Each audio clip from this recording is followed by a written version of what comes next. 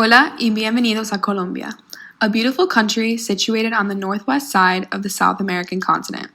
This presentation will cover several in-depth topics, and I hope you gain insight and interest for this unique country. To begin, I would like to share a few general facts about Colombia. The capital city is Bogota, which is situated in the middle of the country. As of 2019, Colombia has a population of 49.85 million people. 8 million people live in the capital district of Bogota, and around 11 million people live in the metro area. Therefore, approximately 38% of Colombia's population lives within or near Bogota alone. However, I will discuss later in my presentation the continual large presence of Colombians living in rural communities. The official language of Colombia is Spanish, and the dominant religion is Roman Catholicism, with 75% of the population identifying with the faith. Colombian Independence Day is celebrated on the 20th of July and celebrates its freedom from Spanish control beginning in 1810. Lastly, Colombia is a presidential republic, whose current president as of 2018 is Iván Duque Márquez. During my presentation, I'm going to focus on the rise and fall of FARC, the flaws and potential solutions for the Colombian education system, U.S. intervention in Colombia, specifically Plan Colombia, and I will cover cultural festivals in Colombia just to give a little bit of light to my rather dull presentation. During this portion, I'm going to start by mentioning the peace agreement following La Violencia, which sparked the rise of the FARC.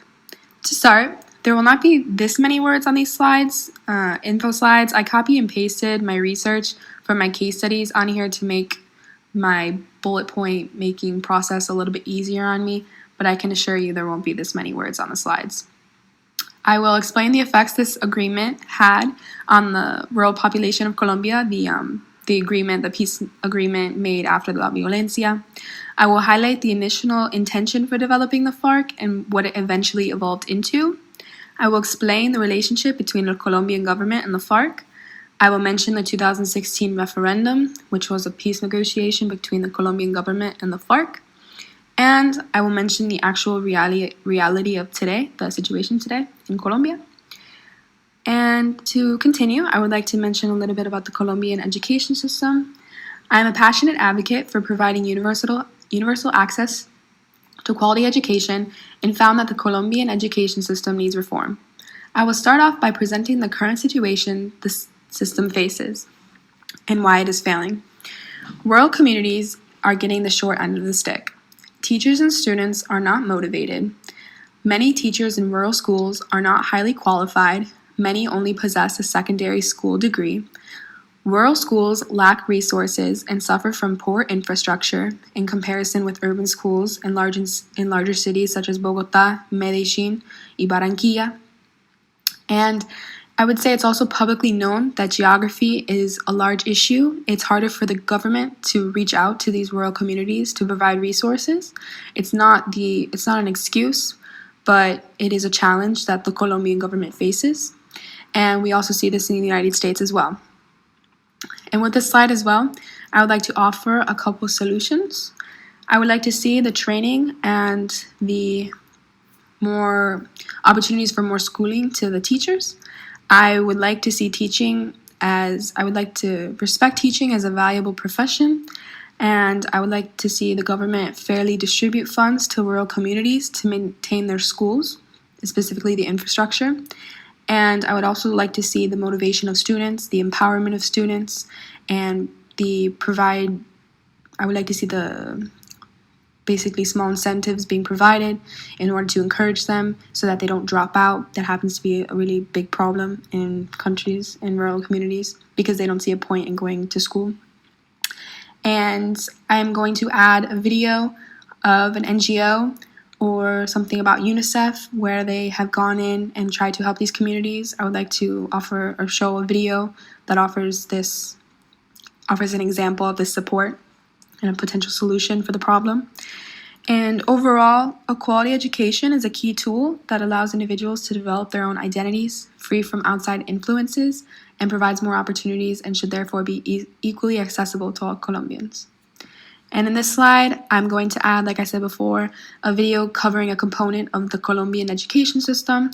I'm thinking a video offering a solution to the issues, how civil society can improve the system because the government is too far and busy to help every single community that is in need. And lastly, my third topic covers Colombian and United States relations. And I believe that Colombia and the United States have a surface level, healthy relationship. The United States meddles in Colombian affairs as seen through the implementation of Plan Colombia under President Nixon's administration. The purpose was to combat the war on drugs and provide economic aid to Colombia to help stop the violence and drug trade within the country. However, the issue at the start was the fact that the plan was not voted on by Colombians themselves, which is unjust. And also, this plan moved the drug trade from sea to land. And this shift created organized crime in Central American countries due to the fact that the drug trade is now landborne, and Mexico as well, since the cocaine trade was displaced.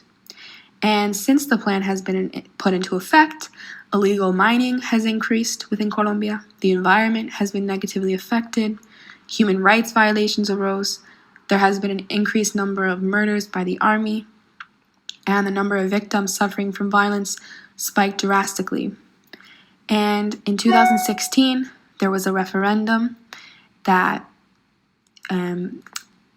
was going to decide whether or not the peace negotiation with the FARC was going to be passed.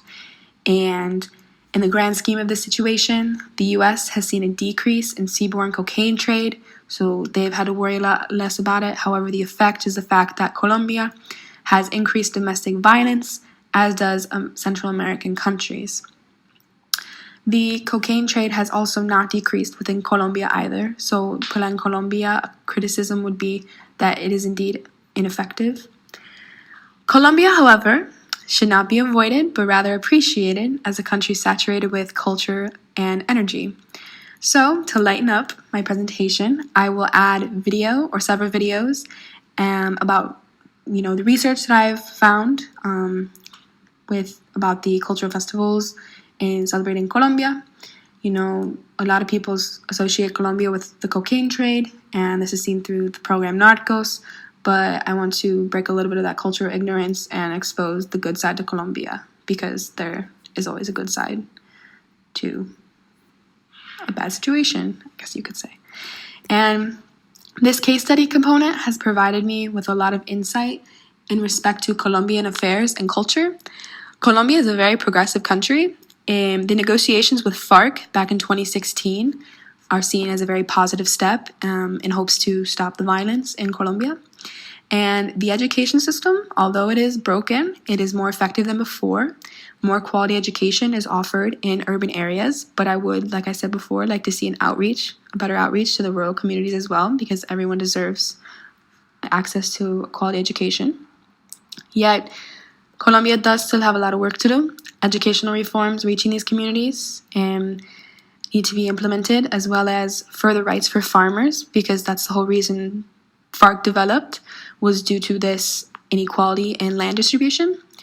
And also, the U.S. and Colombia has a very healthy relationship, yet Colombia still falls victim to U.S. puppetry, and this is seen through Plan Colombia.